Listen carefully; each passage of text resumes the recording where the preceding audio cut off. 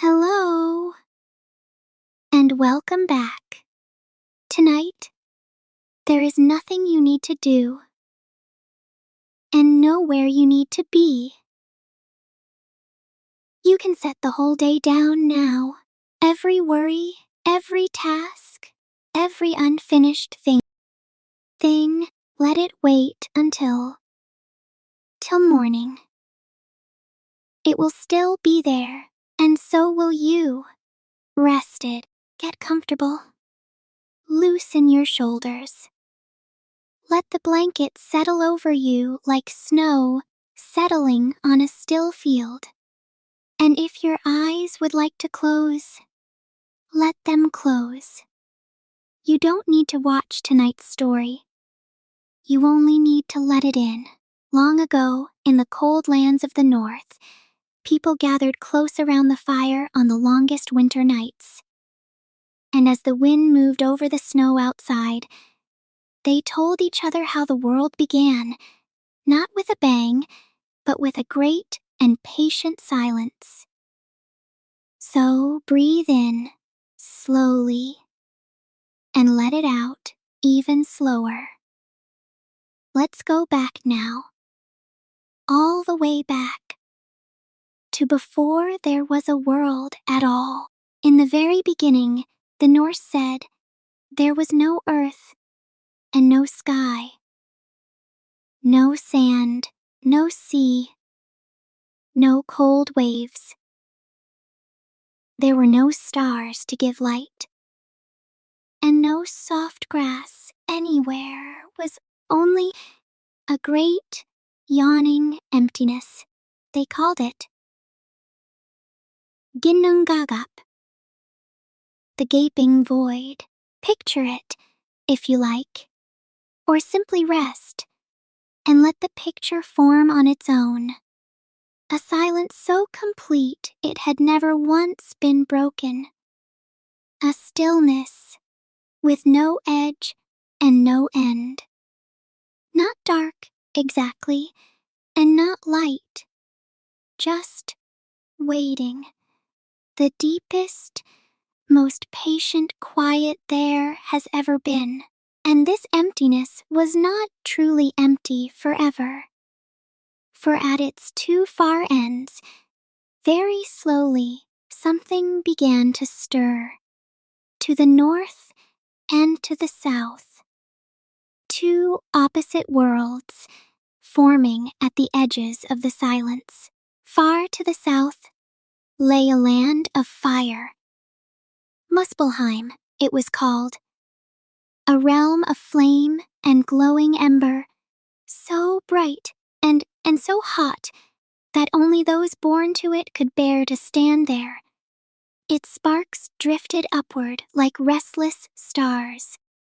And at its border sat a watchful figure named Surt, with a flaming sword guarding the burning land, and far to the north lay its opposite, Niflheim, a land of ice and mist, and endless cold. From a great spring at its heart, 11 rivers flowed outward. As they ran far, far from their source, they froze, layer upon layer, into vast and silent glaciers. And between them, in the middle of the yawning void, the ice of the north crept slowly southward, until, at last, it met the warm breath of the fire. And where the bitter ice touched the gentle heat, it began, ever so slowly, to melt. Drops formed, and in those slow, dripping drops, life began to stir. From the melting ice, there took shape the very first living being, an enormous frost giant, greater than any mountain, and his name was Ymir. He was not yet good, and not yet cruel. He simply was. The first, and for a while, the only living thing in all the emptiness. And as Ymir slept, life came from him quietly. From beneath one arm, a man and a woman took shape. And from his 2 feet came another. These were the first of the frost giants, a whole people, born from the sleeping form of the first. But what did the giant eat in a world with no plants and no beasts? From the melting ice came one more creature, a vast and gentle cow named Audhumla. Rivers of milk flowed from her, and on that milk Ymir was fed. And the great cow herself fed on something stranger still. She licked the salty ice, and as Audhumla licked the ice, day after day, something began to appear beneath it. On the first day, a man's hair. On the second, his head. And on the third day, a whole living being stepped free of the ice, beautiful and strong and fair. His name was Buri, and he was the first of the gods. Buri had a son named Bor, and Bor took as his wife a giantess named Bestla from the old line of the frost giants.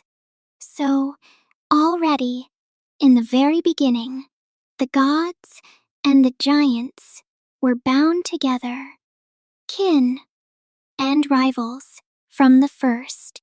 And Bor and Bestla had 3 sons.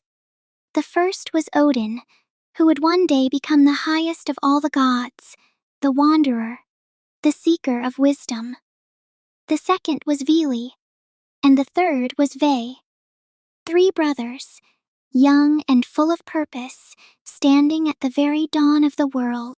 And these 3 brothers looked out at the world as it was, the endless void, the sleeping giant, the slow drip of melting ice, and something in them was not content. The world, they felt, could be more than this. It could have shape, it could have order, it could have beauty. But to build such a world, they would need a great deal of material, more than had ever existed. And their eyes turned, at last, to Ymir. We can let the details of that moment rest gently in the mist, the way the old poets often did. It is enough to say that the age of the first giant came to its end, so that the age of the world could begin.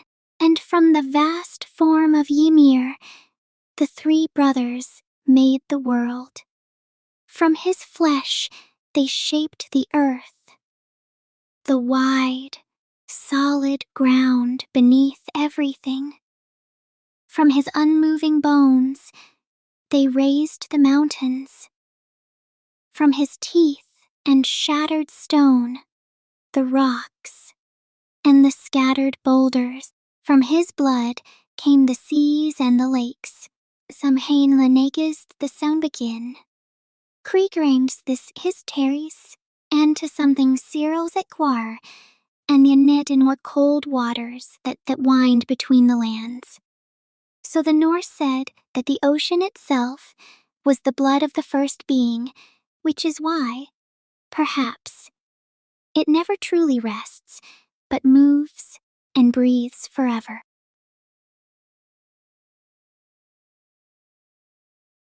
And from the great dome of Ymir's skull, the brothers made the sky, lifting it high above the earth and setting it in place at its 4 corners. And to hold that sky aloft, they set 4 dwarves. But the new sky was dark. And so the brothers gathered the drifting sparks and embers that floated up from Muspelheim, the land of fire. And they set them into the great dome of the sky to give it light. Some of these glowing sparks they fixed in place to shine steadily night after night. The stars, as we still see them, and others they set to wander along fixed and gentle paths across the heavens. And the greatest of these lights became the sun and the moon, carried across the sky each day and each night, so that the new world would have morning and evening, and the slow, comforting turn from one into the other, light and then rest, day and then night, just as you have now, and to carry the darkness and the light across the sky. The Norse imagined 2 riders.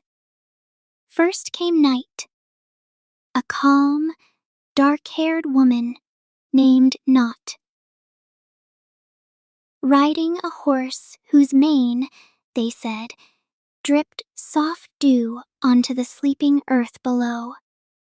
Each morning, those dewdrops still rest on the grass, left behind by her quiet passing, and close behind her rode her son, Day, bright and shining, on a gleaming horse whose mane lit up all the sky and all the earth beneath it. Night, and then day, darkness, and then light. Around and around, gently, forever, the same slow turning that is carrying you, right now, toward rest. The sun and the moon, too, were given gentle riders to guide them along their paths.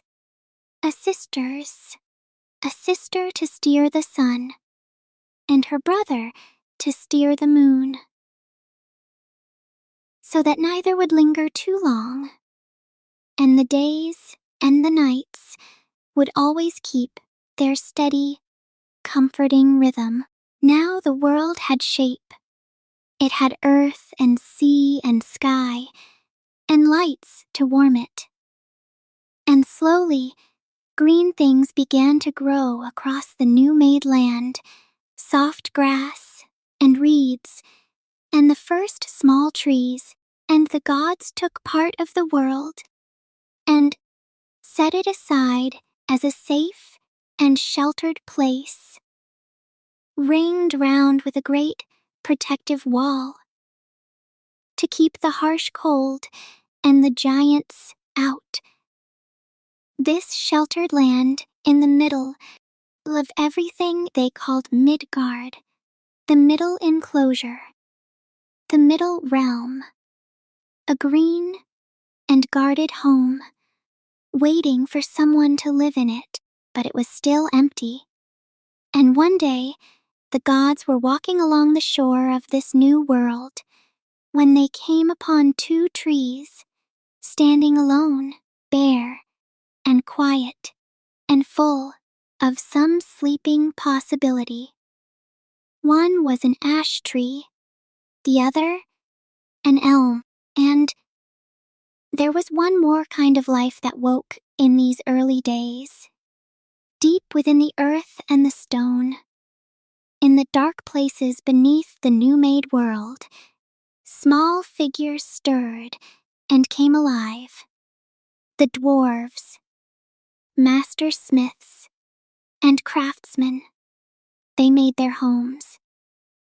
In the caverns and the mountains, working their forges.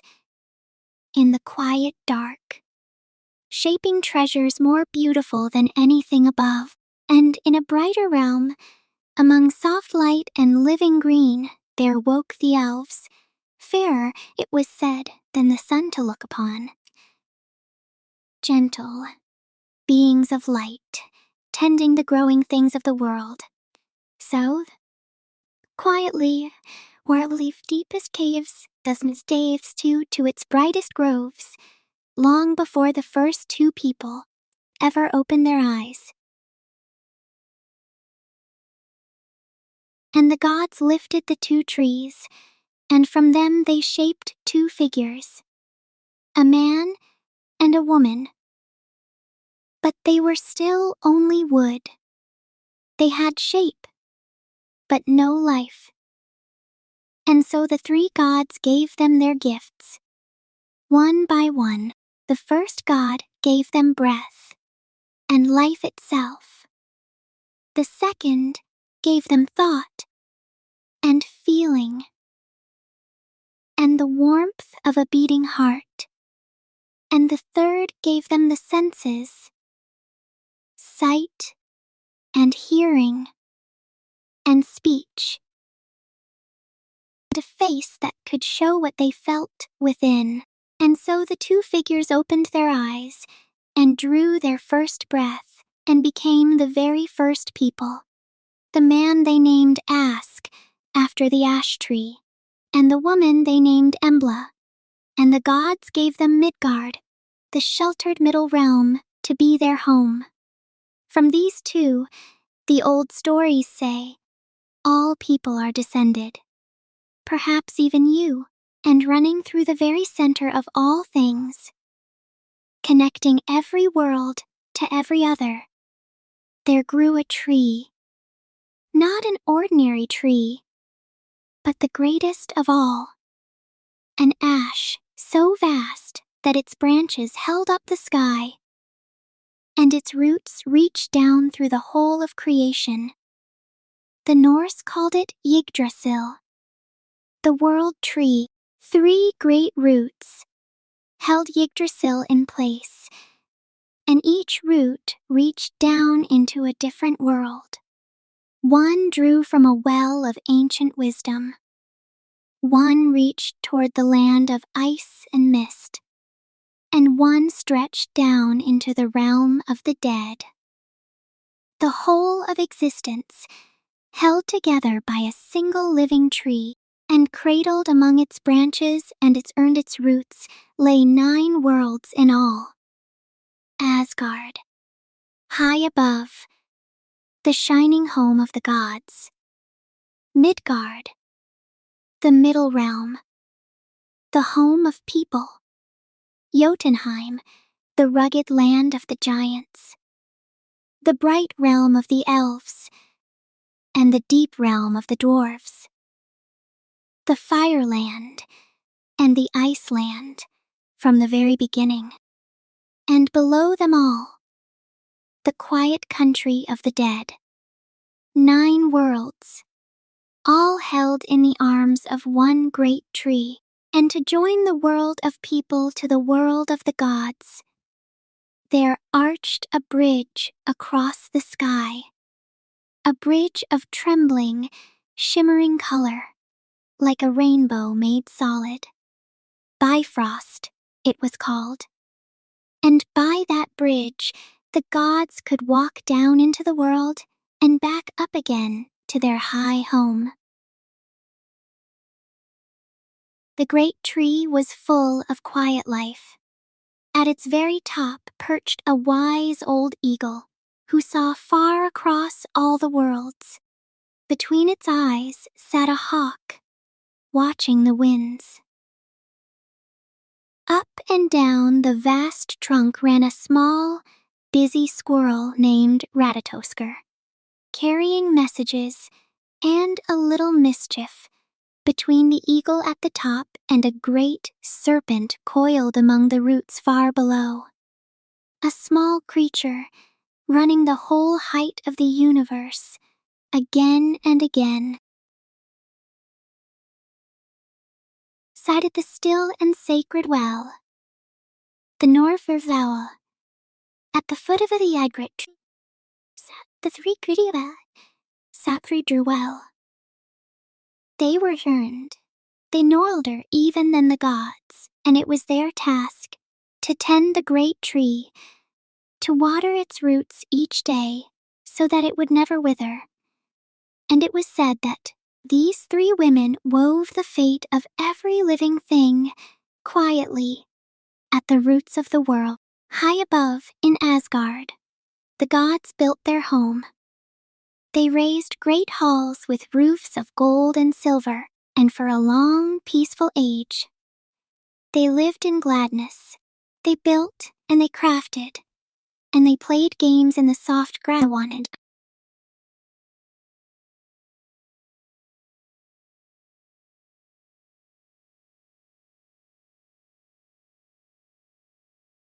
And Odin, the eldest of the three brothers, became the highest of the gods, the All-Father. From a high seat in Asgard, it was said, he could look out and see across all 9 of the worlds at once. But Odin was, above all else, a seeker. More than power, more than gold, he longed for one thing: wisdom. To understand the world he had helped to make. And so each morning he sent out 2 ravens, Hugin, whose name means thought, and Munin, whose name means memory. All day they flew across the wide world, and each evening they returned to Wistingagerzi to whisper into his ears everything they had seen. Thought and memory, going out into the world and coming home again.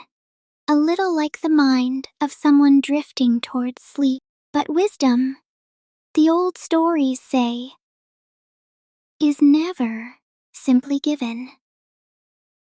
Deep beneath one root of the great tree lay a still, dark well, whose waters held all the knowledge of the world, and it was guarded by a wise and ancient being named Ymir, who drank from it each day and grew wiser than anyone alive.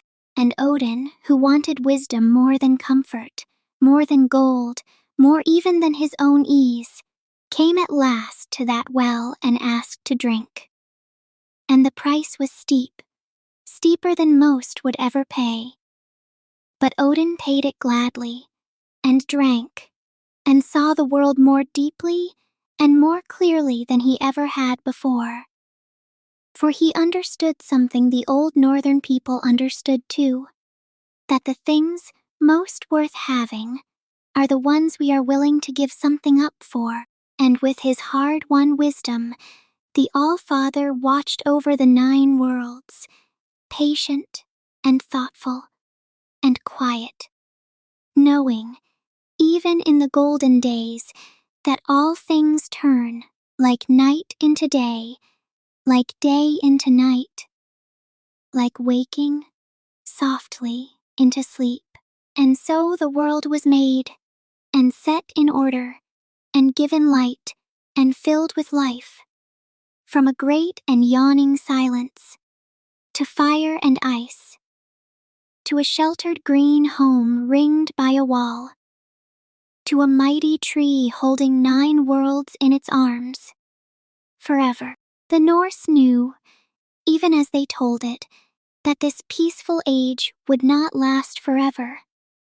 That far away, at the end of all things, there waited another story. But that story is for another night. Tonight, the tree stands whole. The halls are golden. The worlds are quiet and new. Notice how this old story, like the one before it, begins in the very same place, with a great, patient emptiness waiting in the dark. And notice how, out of that silence, everything gently came to be. The world you know, the ground beneath you, even, in a way, you yourself.